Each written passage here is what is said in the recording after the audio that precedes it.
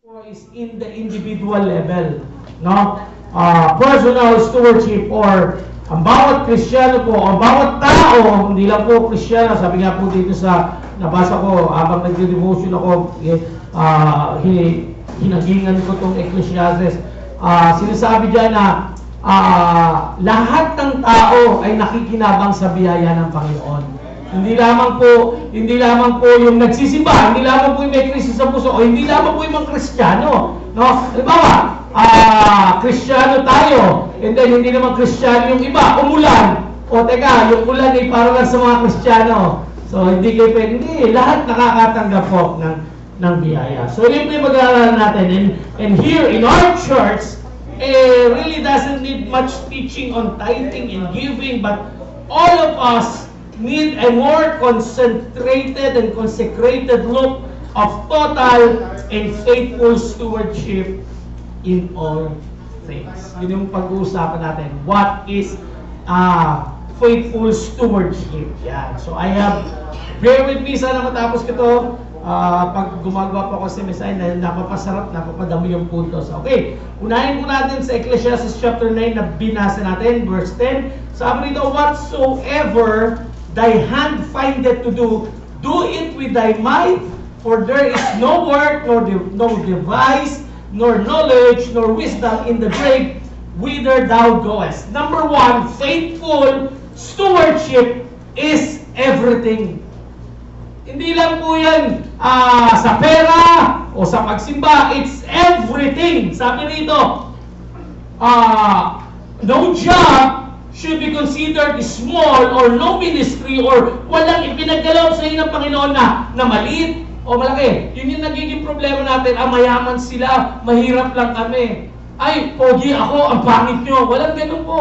Lahat tayo ipinagkalooban ng Panginoon ayon sa kagustuhan na niya dahil yun yung kakayanan natin. So, faithful stewardship is everything. Sabi dito, himayin natin yung verse 10. Sabi ito, whatsoever thy hand findeth to do. So, number one, makikita natin dito, sinasabi ito, it is personal. No, thy hand. So, the Lord is talking to each individual. Bawat isa sa atin, hindi pangkalahatan. He is talking to us. Sabi dito, whatsoever thy hand. So, whatever estado na meron ka, nagtatrabaho ka, manager ka, na taga-subsub, baka ng malabanan, or manager ka sa bangko, or estudyante ka, or wala kang trabaho, or kung ano man yung nandyan ngayon sa'yo, do it. Ikaw yung kinakausap dito ng Panginoon. Personal na sinasabi sa'yo na, sabi nito, we are to have our hands busy for the Lord and His work. No? You need to work. Idle hands will never benefit anyone. Personal po yun. Ipinapaabot sa atin. No? Parang kaligtasan yan. Kung sino man may bisita tayo ngayon. Kung wala pa po kayong Kristo sa puso, sorry to say, pupunta ka sa impyerno. Yung po yun. Hindi, nagsisimba naman yung anak ko eh. Or mabait naman ako eh. Or halos lahat ng anak ko nagsisimba eh. Halos lahat ng anak ko baptist. Hindi po yung gano'n eh. It's personal. Kung hindi mo rin lamang tinanggap si Jesus Christ bilang Panginoon, sariling tagapagligtas, at inamin mo na makasalanan ka, wala pong kaligtasan doon. Wala pong makikita doon. So, katulad din po ito ng pagiging faithful steward. Sabi rito, it's personal. Another thing, it's, sabi rito, whatsoever. Meaning, it's particular. No? The fact that it's need to be done makes it important. So, ang Panginoon, He only decides what is important and not. Hindi po tayo. Ako po ay preacher dito. Ikaw ay, Sunday school teacher ka lang. Mas mataas ako sa'yo. Wala pong ganoon. Or manager ako ng bangko. Ikaw ay security guard. Mas mataas ako sa'yo. Wala pong ganoon. We must be at best kung saan tayo tinawag. Saan ba ako nakapanood? National Geographic yata or sa Discovery Channel. Yung meron tong isang mama na, yung ito ko, pamagat eh. Ano na ba siguro, Pastor? Siya yung nag-e-explore siya sa iba't ibang lugar sa mundo na different job. Nasabi niya talagang sinasabi niya, hindi ko to kaya. Yung lumulusong sa sup-sup eba, or ganito, diver, ginawa niya, nag-scuba diving siya. May kanya-kanya po tayong panawagan. No? Ako, hindi ko kaya yun kasi pag nakaamoy lang ako ng hindi maganda, nagsusuka na ako eh. No? Yung iba sa inyo, makakita lang ng dugo, hinihimatay na, so hindi kayo pwede maging nurse. O, di ba? Yung iba sa inyo, makakita lang ng pogi, tumitili na, so hindi kayo pwedeng PA ng mga artista. So, something like that, may kanya-kanya tayo. Yung iba dito, mga tubero, hindi nyo kayang gawin to. Di ba? So may kanya-kanya tayo na whatsoever, it's particular. Another thing, sabi rito, it's private. Die.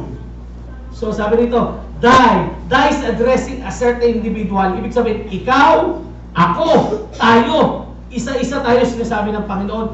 Whatsoever thy hand findeth to do. So makikita natin dito, here, faithful stewardship is everything. So that which we do, that which we perform, should be done right and in order, because God is the God of order. Let all things be done decently and in order. Sabi ng Panginoon, God is very particular that all His work, all things be done precisely. Tayo po, lahat po ng ginagawa natin sa buhay, lahat ng career or kung estudyante ka man, pinagkatiwala lamang sa atin yan ng Panginoon. Kaya nga, stewardship Steward. Steward ka lang. So, manager ka lang. Hindi ka, ang angkin mong galing, ang angkin mo sa galing sa pagganda, or galing mo sa school, galing mo sa trabaho, kaya ka naging manager, presidente ka man, or taga-linis ka lang ng CR, ay ipinagkaloob lang yon sa iyo ng Panginoon. Ipinahiram lang sa iyo para ikaw sa parting yon ay ibigay mo yung best mo. That is stewardship. That is faithful stewardship. Kung ano yung kanawagan sa atin, kung ano yung estado mo ngayon, galingan mo dyan. Kasi utos yun ng Diyos. So ang mabigat sa atin, magaling tayo sa school. Pero pagdating sa church, hindi tayo magaling. Or meron sa atin dito, ang galing dito sa church. Pero pagdating sa bahay, hindi man lang malulun yung kanyang pinaghigaan. Tama ba ko yun? Di ba yun yung term ng mga matatanda? Oy, dati, lulunin mo na yung pinaghigaan mo. So ako naman, kaya ako tumaba. Nilulunin ko eh. Diba ko, yun sabi, lulunin, di ba? Tama ba ako? Lulunin yung banig. Oo, yun, gano'n. Kaya nilululun ko yung banig. No? Yun ang problema sa atin, lalo sa mga Kristiyano, yung mga may Kristo sa puso. Dito sa church, magaling. Pero pagdating sa school, tamad. Hindi napasok. Or pagdating sa opisina, sira. Or ang galing sa opisina, pero sa simbahan, hindi, walang late. Talagang perfect attendance sa trabaho. Employee of the month, no late, no absent. Pero sa church, laging late, laging absent. So may problema tayo doon. Huwag tayong Kristyanong Shazam. Alam niyo yung Shazam? Wala niyo na yun? Di ba? Bata siya, pag nag-Shazam! Nagiging iba siyang tao. Nagiging superhero siya. So huwag tayong ganong mga Kristiyano. Iba tayo pag nasa church, iba din tayo paglabas natin sa church. Huwag kayong Kristiyano Shazam. Huwag kayong magpalit anyo. Dapat kung ano yung pinakikita natin sa Panginoon, yun din yung ipakikita natin sa tao. And by the way, yung tao lagi nakatingin sa atin yan. Sasabihin, ay, ganyan pala yung mga Baptist, ay, ganyan pala yung mga Kristiyano, ganyan pala yung may mga Kristo sa mundo. Then another thing, hindi lang whatsoever thy hand findeth to do, but also everything you do should have your full attention and performance. Kasi ang Panginoon is looking for the best in everything you do. No? nakakatuwa, mabalitaan natin, si ganito ay valedictorian, si ganito ay naging employee of the month. Tapos nakikita natin na faithful din sa simbahan. Ang sarap sa pakiramdam. No? Ang sarap. Okay.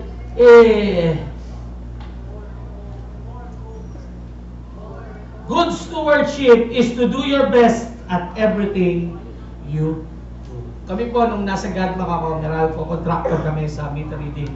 Ang motto ng amin, or ang vision, ang motto namin sa GADMAC is, hindi na pwede ang pwede na. Yan. Hindi na pwede ang pwede na. In-insist namin yun sa mga isip ng mga meter reader namin, hindi na pwede yung pwede na. Kasi, mabigat po yung trabaho namin eh. Nagre-reading ng mga metro ng bawat bahay. No? So hindi na pwede yung pwede na doon. Oh, pwede na yan. Anong reading ito? 1, 2, 3, 4. Pwede na yan. Hindi ganon. Kailangan precise. Yan. So number 2, good stewardship is to do your best at everything you do. Dahil ang good stewardship po ay sa lahat. Hindi lang sa church or sa labas. Yan. Number 2, faithful stewardship is to recognize that God is concerned with the end result or with the result. Sabi rin sa Ecclesiastes 12:13 and 14, let us hear the conclusion of the whole matter. Fear God and keep His commandments, for this is the whole duty of man. For God shall bring every work. What work? Work that thy hand findeth to do.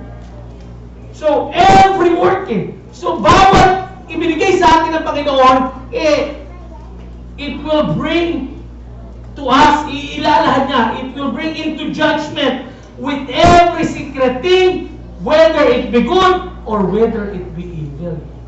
So, lahat ng ginagawa nyo, whether alam ng tao o sinikreto nyo, kahit hindi alam ng asawa nyo o hindi alam ng kasama nyo na may ginagawa kayo, it will bring into judgment sa harapan ng Panginoon. Alam nyo ng Panginoon.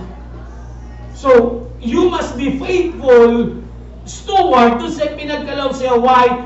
Because it is to recognize that God is concerned with the end result. So, kailangan may magandang resulta, no? So, the end result must have God's approval. That's why, nalimutan ko yung title. Ang title natin is Faithful Stewardship, Thumbs Up or Thumbs Down. Yan. No, kailangan kasi yung ngayon trending yan, thumbs up, thumbs down yan.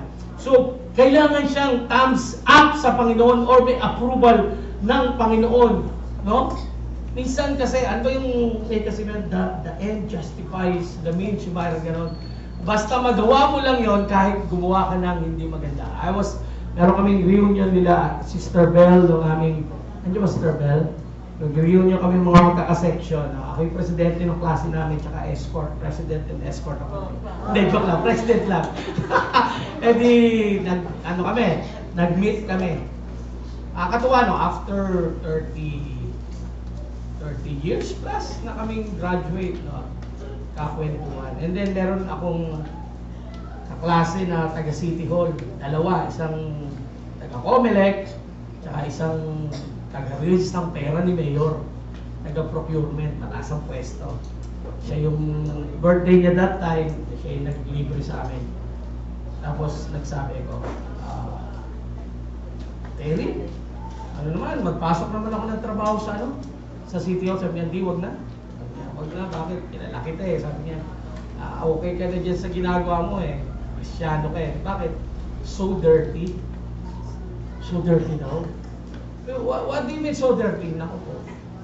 Bago ka makapagpasok daw ng trabaho, alam niyo na yung dirty. Alam niyo na, dirty yung labanan.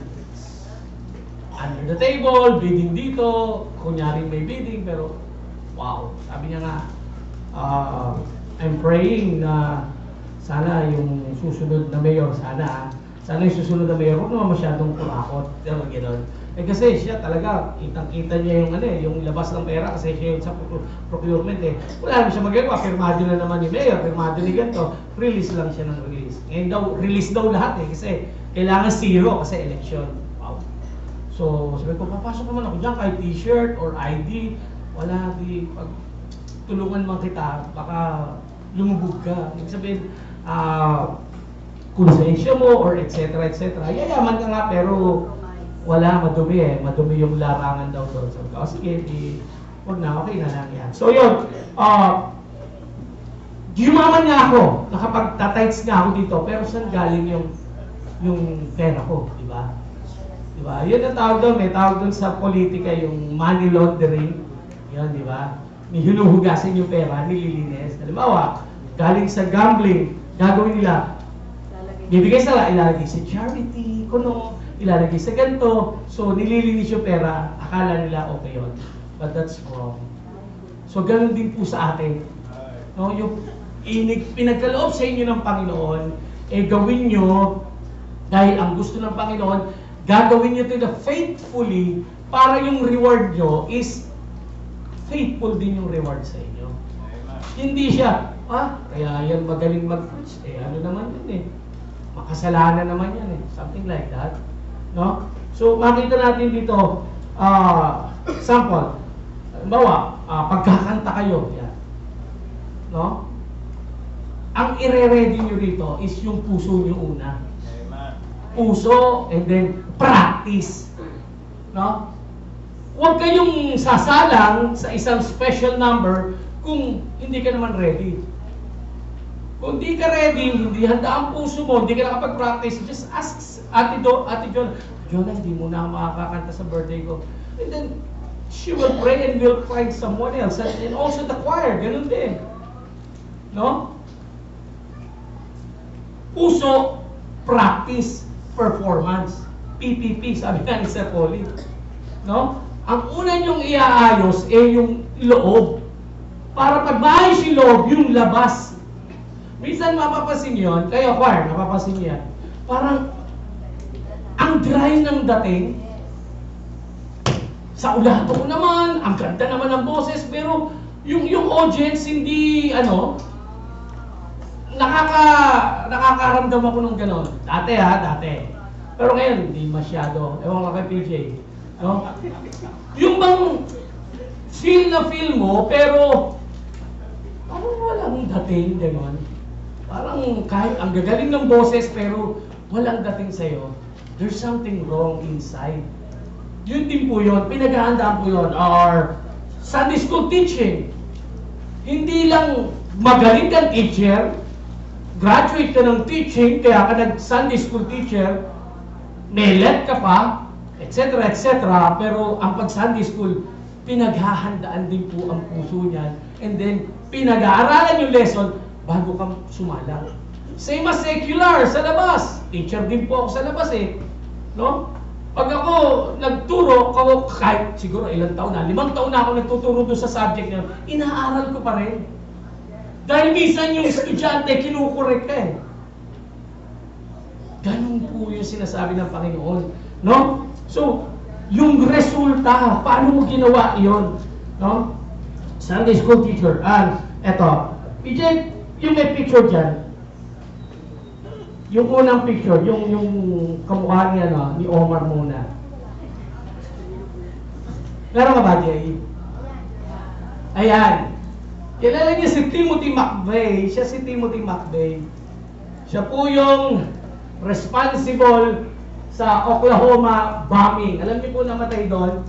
168 na katao. And alam niyo po ba na isa siyang Sunday school student nung bata siya? Next picture, yung kamukha naman ni Dada. Ayun si Joseph Stalin. Kasi tanda mo rin. Member of a Baptist Sunday school when just a boy. Pero isa sa pinakamalupit na Nazi sa German general. Sabi niya nga, that is the solution to all problem. No man, no problem. Patayin natin lahat yan. Communist Russia pala, communist Russia. A single death is tragedy, a million death is statistic. Baptist Sunday School, boy katulad niyo. Maybe, siguro nung yung sinasabi ko dito, yung mga naging teacher niya, hindi na i-express na gusto dahil hindi ready. No? Kasi sa Bible College po, nag-aaral po namin, ang pagiging Sunday school teacher or pagiging teacher kahit sa labas o sa loob, ang 90% po ng curriculum is the teacher mismo. You must live what you teach. Turo ka ng turo pero hindi mo namang ginagawa, anong nangyayari sa'yo? Baka meron maging Timothy McVeigh at saka Joseph Stalin dito sa mga bata natin to. A terrorist and a communist general. So yun yung sinasabi rito. No? Nursery workers, same to us preachers tayo. Ito pong pulpitong to is holy. Hindi kami pwedeng tumayo ditong mga mangangaral na hindi naghanda ng aming sasabihin. No? Dahil kayo mismo, kailangan yung maparating sa inyo kung ano yung gusto ng Panginoon na iparating sa inyo. Minsan may nararanasan tayong gano'n eh. No? Parang nakakantok na lang, walang dating sa akin. No? Minsan kahit sumisigaw na yung preacher, napaka-dynamic, pero walang dating sa'yo. Why? Kasi yung puso hindi tama. Ginawa niya ito sa kanyang sarili, hindi sa tulong ng Panginoon. So here, kailangan mong maging faithful on whatever na pinapagawa sa atin ng Panginoon. Okay. Naalala ko tuloy yung kagabi, kahapon po, Bible study namin sa Katake, si Carl po yung nag-message niya. His message was the parable of the talents. No? So, may pinagkaloob ang bawat isa sa atin. No? Kung ano yung ibinigay sa'yo, do it mightily. So, kung ikaw ay teacher, kung ikaw ay janitor, ikaw ay manager, or kung ano ka man, gawin mo yung the best para sa Panginoon dahil hinahanap niya yung resultang the best na manggagaling sa iyo. No? So, yung talent nga yun, happy hour natin kwento na natin ni Pastor. 1, yung isa naging 5 talents, naging 10, yung isa naging 4, yung isa wala siyang ginawa sa talent niya. Alam niyo po ba ang nakita ko dong prinsipyo nung isang yun? Maybe, una, lazy siya. Pangalawa, hindi niya mahal ang Panginoon niya. Takot lang siya sa Panginoon niya. Kasi sabi nga ni Carl, mahigpit, strict, matigas. Sabi niya hard eh. Di matigas. Oh, di ba? So, hindi niya mahal ang master niya. Takot lang siya. You know, there's difference between love and fear. Ako gusto ko sumunod sa akin yung mga anak ko dahil mahal nila ako. Ayoko sumunod sila dahil takot sila sa akin. May pagkakaiba po doon. Maybe yun yung dahilan niya. And ang pangalawa, dahilan niya lang din yun eh. Dahil ayaw niyang gumawa. So that's abusing of gift. You know, there's two things, dalawang bagay, paano niyo ma-abuse yung ipinagkaloob sa inyo. Number 1, kung wala ka naman ganung gift, ginagawa mo. Bawa, hindi ka naman tubero, tubo ka ng tubo, tubo ka ng tubo. So, inaabuso mo yung number 2, meron kang ganung gift, pero hindi mo ginagawa. Sabi nga ni Pablo, steer the gift. No? So, kung halimbawa, ikaw ay teacher, hindi ka naman nagtuturo, paano yung binigay sa inyo ng Panginoon? Sample, may anak kayo, binigyan nyo ng 72 inches LED na TV. No? And then, after 1 week, pumasyal ka, gusto mong makinood ng unanay. Ano ba? Ano ba uso ngayon? Yung mga bihag. Ano ba mga pinapanood nyo? Yung mga sila shishu. Yung mga Korean. Yan. Gusto nyo maki-Korean novela. And then pag punta mo, 1 week pa lang, may crack na pa ganun yung TV nyo. Na ibinigay mo dun sa anak mo. Ano kaya sasabihin mo? Wow, ang galing. Wow, ang ganda. Diba? Ma-upset ka. It's either bawiin mo na lang sa kanya Ganon din ang Diyos. Nakita niya yung gift, binasag mo lang. Hindi mo ginagamit, baka kunin niya ng Panginoon sa inyo. Pagiging manager mo, pagiging janitor mo, pagiging ano mo, kukunin niya ng Panginoon sa inyo. So makita natin. Another thing, faithful stewardship will not permit the past to hinder the future. Yun ang problema sa atin. Sabi ng mga millennials, hindi maka-move on. No? Philippians 3:13 KPJ, Brethren, I count not myself to have apprehended, but this one thing I do, forgetting those things which are behind, and reaching forth unto those things which are before. Kung gusto niyo maging isang faithful steward or magkaroon kayo ng faithful stewardship life, wag niyong hayaan yung nakaraan nyo ay mahinder para sa future nyo. Don't allow the failures of success of yesterday to affect tomorrow. Kalimutan niyo na yun. Just learn from it. So bakit nauulit? History repeat itself. Sabi nga ng kasabihan. Why? Because people never learn. Kaya umuulit. Kaya nagawa uli yun kasi hindi ka natututo. Hindi ka maka-move on. May the past never be so dear as to limit the future. Huwag ayaw mong bitawan yung nakaraan mo eh. Kaya hindi ka maka-move on. So that's why yung stewardship life mo, hindi ka ganun ka-faithful. Another thing, faithful stewardship is to understand what our purpose is. Ano ba yung purpose atin? In 1 Corinthians chapter 4 verse 2, moreover, it is required in stewards that a man be found faithful. So yun yung ating purpose ng buhay. Kung ano yung pinagkalaw sa inyo ay maging tapat kayo. No? Steward, sabi nito, a house overseer, an employee, a manager, a preacher of the gospel, chamberlain, governor. Faithful means trustworthy, trustful, faithful, sure, true. Every child of God or bawat tao is expected to be faithful over everything God gives to us. Wala mang sa inyo, walang ni isa sa inyo ang inyo talaga yung hawak-hawak nyo or tangan-tangan nyo. Walang ipinanganak dito na engineer. Walang ipinanganak dito, paglabas mo, doktor ka. May pagdibli nga, wala kang dala. Pusod nga, nakakabit pa sa iyo eh. Na hindi mo matanggal eh. Wala kang dala nung nagpunta ka rito sa mundong ito. Kaya kung ano man ang tinatamasa mo, galing yan sa Diyos. And you need to be faithful steward dyan sa ipinagkaloob sa iyo. Bakit hanggang ngayon ganyan ka pa rin? Kasi hindi mo ginagamit yung ibinigay sa iyo ng Panginoon. Pinababayaan mo. No? Hindi mo naiintindihan ano ba yung purpose mo sa buhay nito.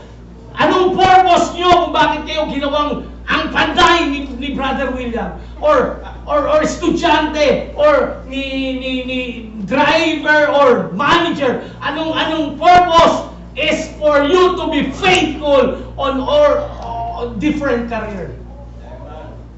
The problem is, hindi ka faithful. Hindi mo ginagamit yung pinigay sa iyo ng Panginoon. So, here, makita natin dito, katulad sa pagbibigay. Yan. So, we're giving the tithes 10%. Pero, how about the 90%? Anong ginagawa niyo sa 90%? Nagbigay ka nga sa Panginoon. Pero yung 90%, ginamit mo naman sa walang kapararakan. Buti pa, hindi ka na lang nagbigay sa Panginoon. Matter din sa Kanya yun. Binigay mo, binalik mo sa Panginoon naman yon, pero yung 90%, Kanya pa rin yun eh. Huwag mong gamitin sa kung ano-ano. Sabi nung lola ko, yung lola sa boy ako, Apo, kakain kami. Pag mag-aasawa ka na, ano po yun? Bili ka ng 20 na bread, 20 na sando. Bakit po? Ang dami naman. Kasi pag nag-asawa ka na, hindi ka na makakabili noon. Talaga? Sabi ko, hindi man ako naniwala, mayaman kami. Sabi ko, mayaman, 4 ang yaya ko eh. Pero nung nag-asawa na ako at nagkaanak na ako, bibili ako ng brief. Brief ko ano na eh, bacon na eh.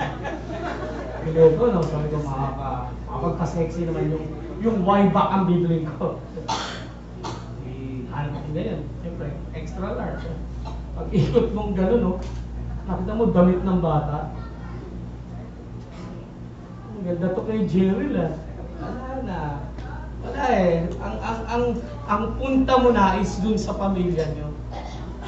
No? So yun yung sinasabi rito. So, yung sweldo mo na 80,000 naman, sa Diyos galing yan eh.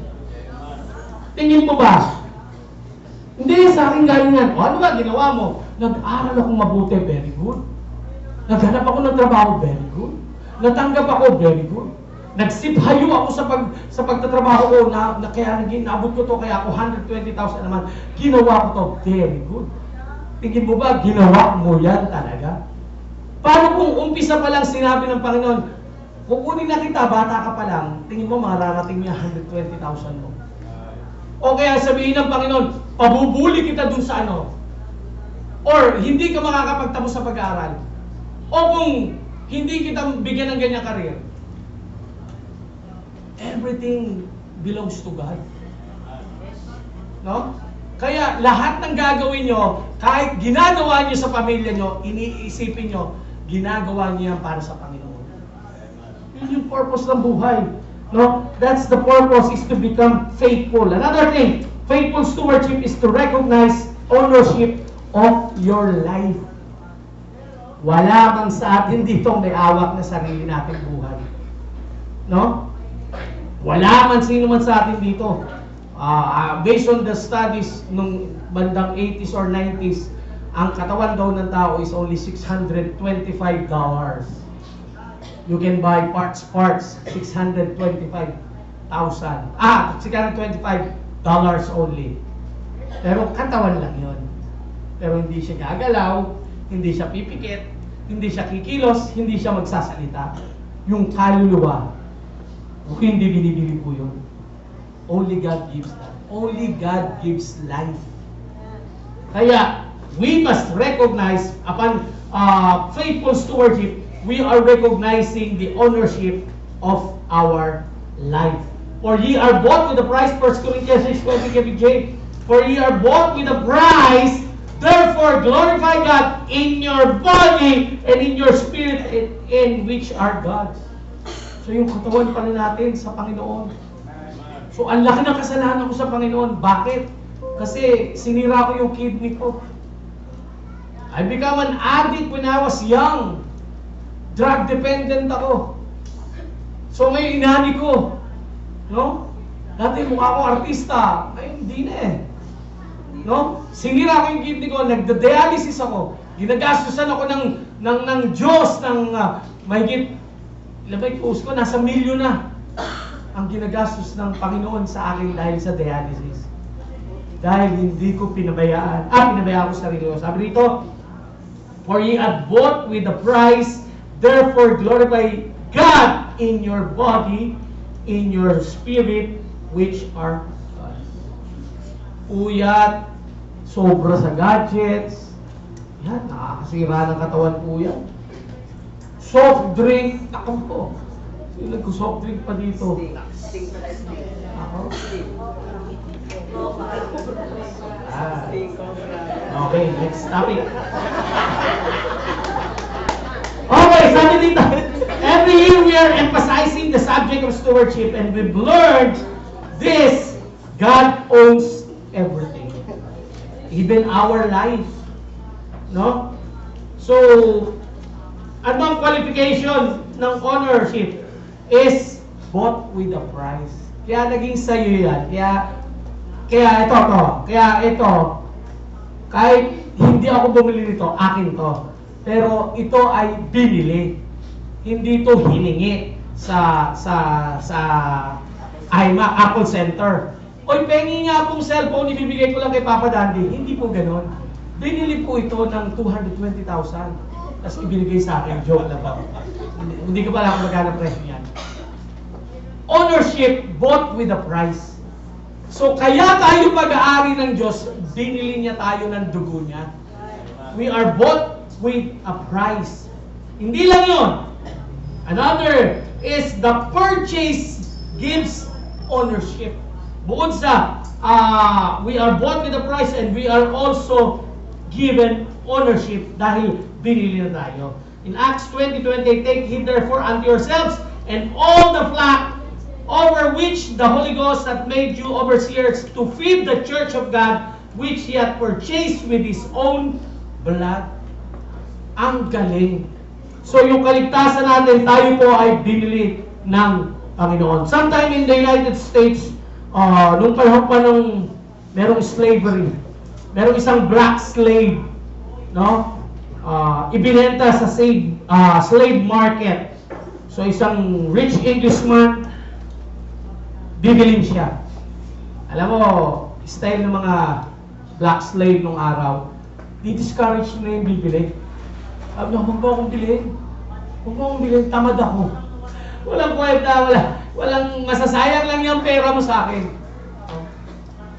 Ganun ang ginagawa ng mga para wag silang mabenta. Pero ang ginawa ng Englishman, in-insist niya na binenta niya. Ako sabi ko, pinili mo pa ako, sayang ang pera mo, ang tamad ko. Sabi niya na. Sabi ng Englishman, you are now free. Sabi niya na. Bakit? Kasi, ito na yung title deed mo. Binili na kita. O yan o. Sa inyo yan, you are free. You can go. Alam mo ginawa ng black? Umiyak. At lumuhod. Niyakap siya. Oh, thank you. You are now my master. I will serve you forever of my life. Wow. Baliktad eh, no? Nung binili siya na walang purpose, ayaw niyang magtrabaho, ganyan. Pero nung nalaman niya na sa free man na siya, ibinigay niya yung buhay niya. So, ganun din po tayo sa Panginoon. Ibinigay ng Panginoon yung buhay natin, free tayo sa kasalanan. So, we need to praise and worship and be a good steward, faithful steward, para sa Kanya dahil pinili niya tayo. God owns us. No. Another thing, faithful stewardship. Yan lang ta. Brings God's approval in the end. So, thumbs up, thumbs down. Faithful stewardship, kailangan may approval ng Panginoon. His Lord said unto him, well done, thou good and faithful servant. Thou hast been faithful over a few things. I will make thee ruler over many things. Enter thou into the joy of thy Lord. Sabi rito, what's the purpose of faithful stewardship?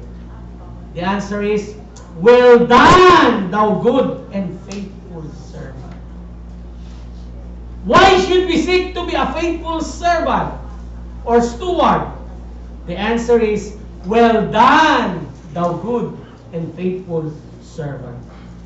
Why should faithful stewardship be our priority? The answer is, well done, thou good and faithful servant. Why do you and I want to be a faithful stewards? The answer is, well done, thou good and faithful servant. You know why? Paulit-ulit na yun ang talaga ang sagot sa mga tanong na sinabi ko. Because someday, you and I will stand before the Lord and He will call for you and give a report. Bibigyan mo yung report mo that which He gave to you in Romans 14:12. Sabi nito, so then every one of us shall give account of himself to God. Wala kang ibang inadahilan, wala kang i-report dahil recorded yun. You won't be able to change anything. Ang tanging maririnig mo lamang is, well done, thou good and faithful servant. Yun kaya yung maririnig mo. So, this morning, the challenge is, are you a faithful steward? Why? Masasabi ba, maririnig nyo ba itong salitang ito sa Panginoon? Sometime, pag nandun na kayo sa kalangitan na, well done, thou good and faithful servant. I hope this morning, ng pagiging faithful steward natin na linawan tayo na ang lahat ng mga bagay nito, the first thing is God owns everything. Anything, lahat ng sayo, pati buhay mo, lahat ng nasa paligid mo, sa Diyos yan.